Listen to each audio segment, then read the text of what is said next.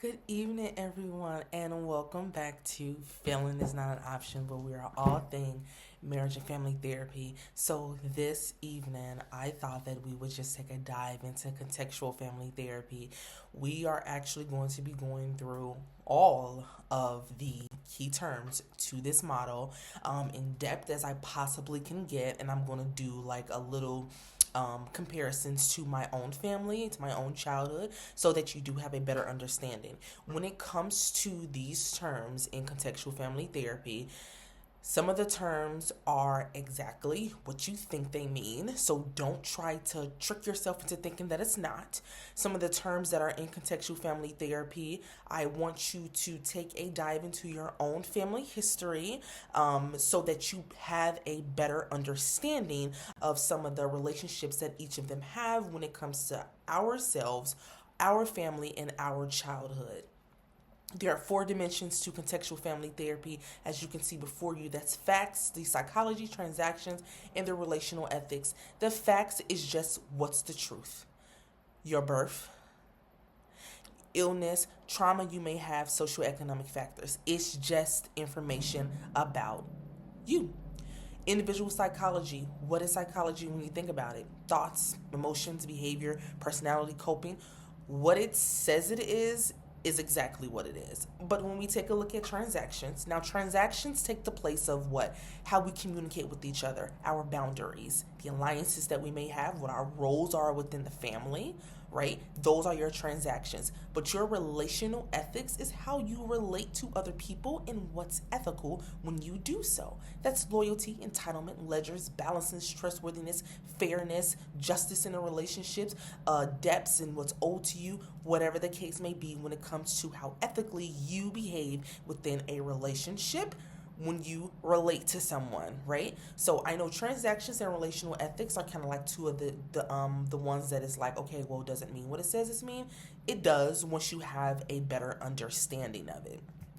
So there are many, many more key terms for contextual family therapy. And of course, I made a chart for them because I wanted us all to be able to see and understand them. Our relational ethics, again, that is the fairness, trust, justice, the mutual things that goes on within a relationship. And then one of the examples have a parent supports a child and a child responds with the trust and the reciprocity, right? That's what goes on in a relationship. The same way how you want to look at it with your parents or look at it with your husband, your wife, boyfriend, girlfriend. Your loyalty is exactly what it means. Whatever loyalty means to you right now, I'm sure we all know what loyalty is. It is just your connection to someone else, whether if it's in your family, husband, wife, boyfriend, girlfriend. But see, the thing about loyalty is when you think about it, loyalty is like that I'm this ride or die person, right? Right or wrong, I'm going to side with this person. I'm going to choose this person regardless. I'm going to choose this person even though. That's loyalty. Your legacy is what's being passed down across generations. It is the ethical inheritance that everybody has within their family system. Whether if it's going to be some of those self-sacrifices that we might do with them.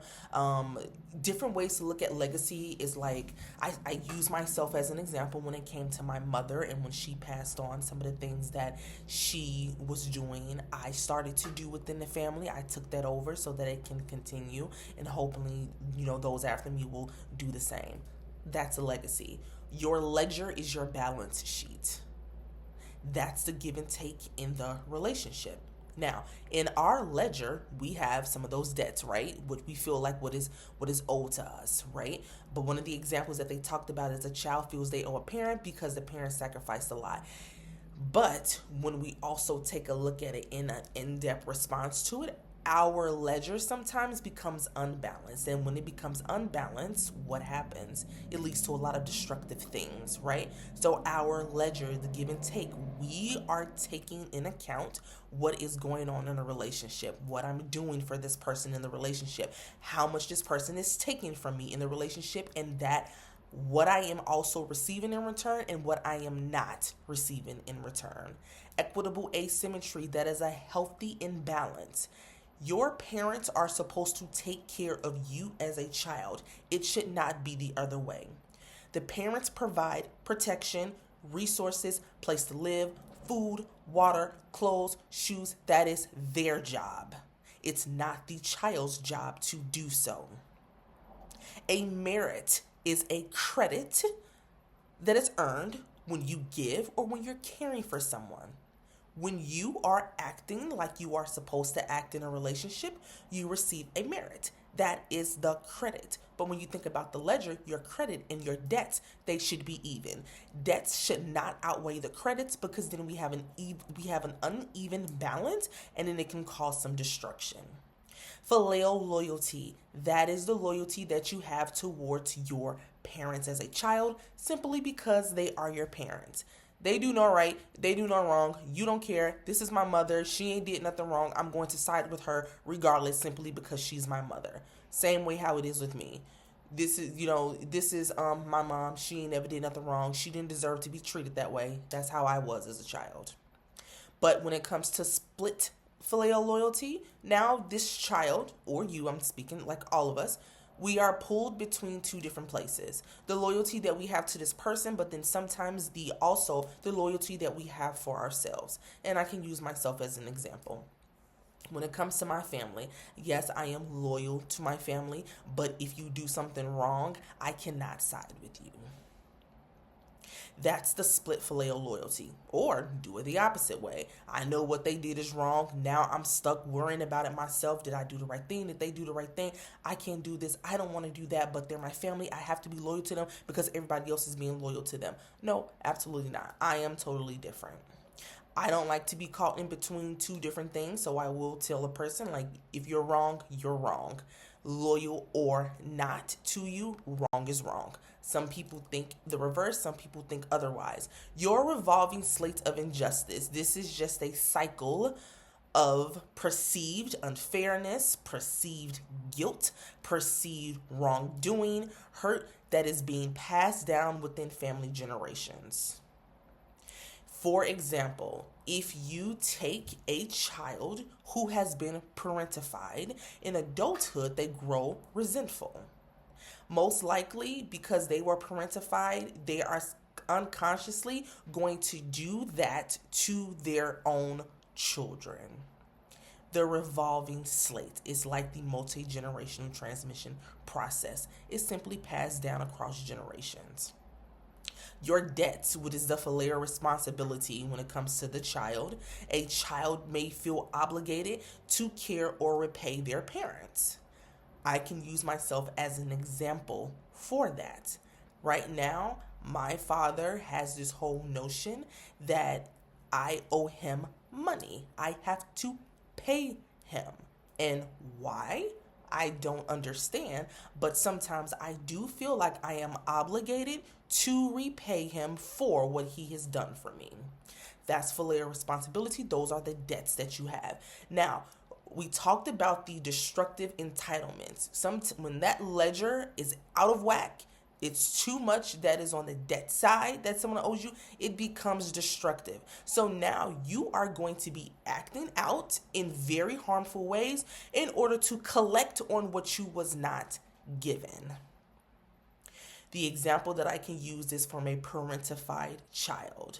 As a child, that person was not given the things that they felt that they were supposed to have because they were parentified. Now they had to be the one to take care of maybe an alcoholic mother. They had to be the one to go and get a job to help pay for the bills. That child was parentified. So when they grow older, they are going to possibly do what?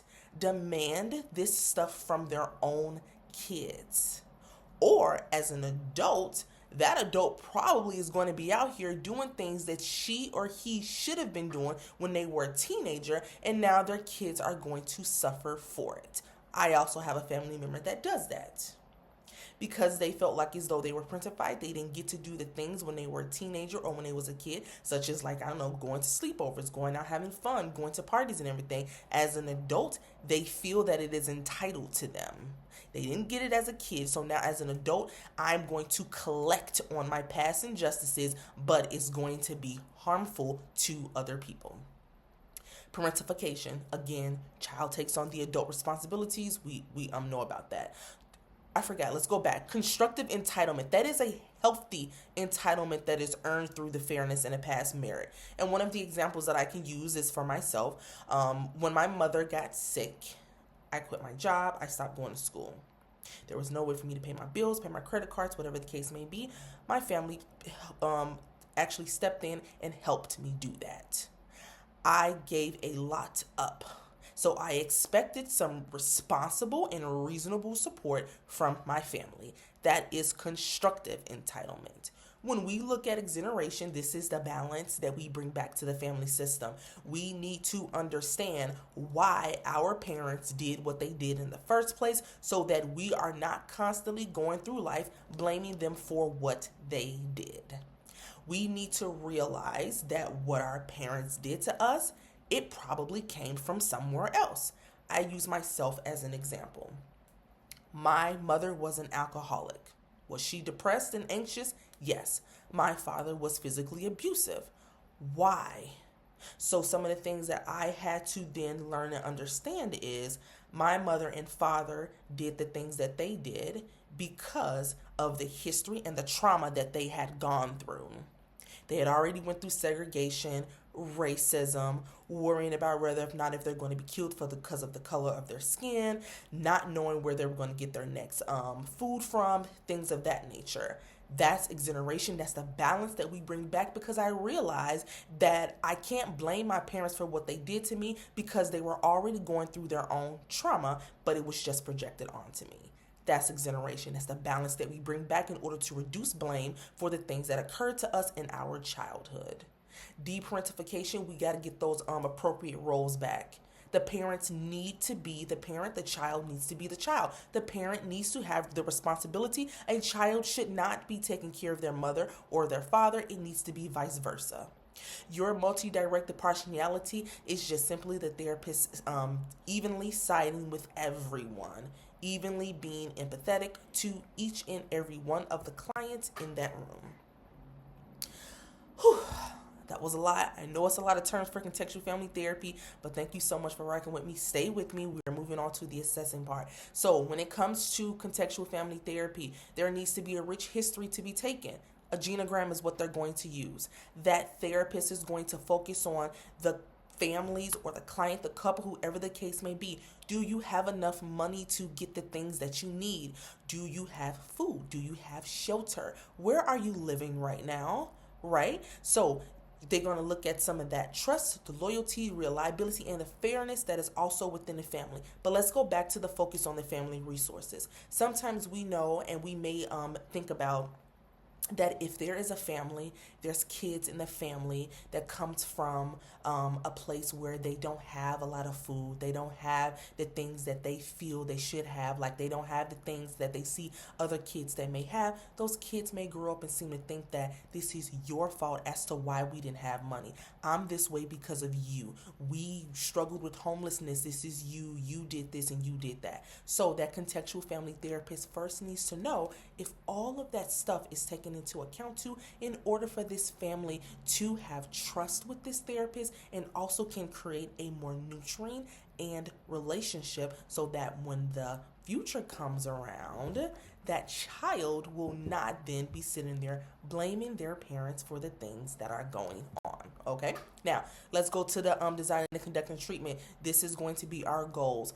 First things first, transgenerational models are all long-term therapies. The goals for contextual family therapy is individuals within a family needs to take responsibilities for their behaviors towards other people. They have to work through that.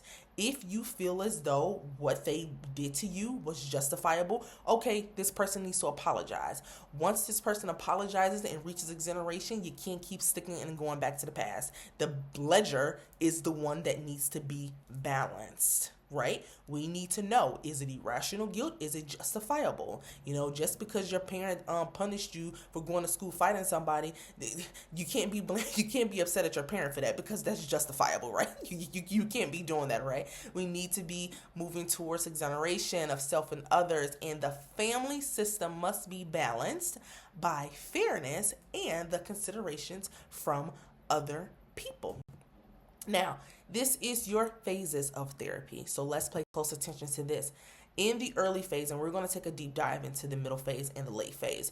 In the early phase, we are just gathering a rich history, genogram. Each family member is going to have the opportunity to tell their side of the story.